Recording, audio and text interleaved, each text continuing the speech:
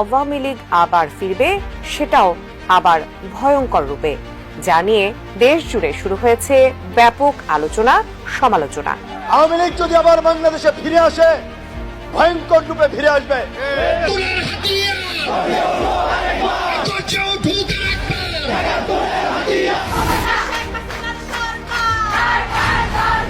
সাবেক প্রধানমন্ত্রী শেখ হাসিনার সরাসরি নির্দেশ পাওয়ার পর থেকে সারা দেশ জুড়ে আওয়ামী লীগের নেতাকর্মীরা ইউনূস নিষিদ্ধের দাবিতে নতুন উদ্যোগে ঝাঁপিয়ে পড়েছে। আওয়ামী লীগ ও নিষিদ্ধ সংগঠন ছাত্রলীগের নেতাকর্মী হইতে আমজনতা সহ একত্রিত হয়ে খেপে উঠেছেন ইউনূস সরকারের বিরুদ্ধে।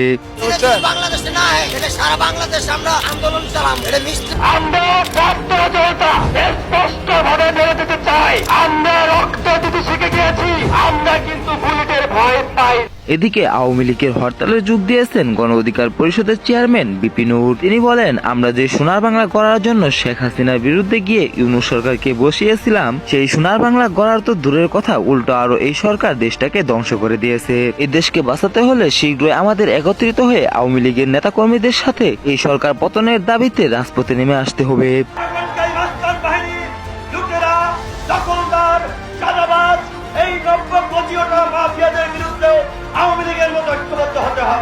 অপরদিকে রাজনৈতিক বিশ্লেষকরা বলছেন, আওয়ামী লীগ যদি তাদের পুরনো কৌশলে সফল হয়, তাহলে তারা আবারও শীঘ্রই ক্ষমতার শীর্ষে অবস্থান করবে।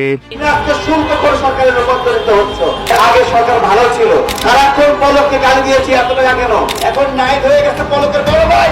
এই সরকার সুরখোর হওয়ার পথে হাঁটছে। প্রিয় ভিউয়ার্স, আপনার মূল্যবান মন্তব্যটি অবশ্যই কমেন্ট বক্সে জানিয়ে যাবেন। পরবর্তী আপডেট পেতে আমাদের চ্যানেলটি সাবস্ক্রাইব করে ভিডিওতে লাইক দিয়ে পাশেই থাকুন।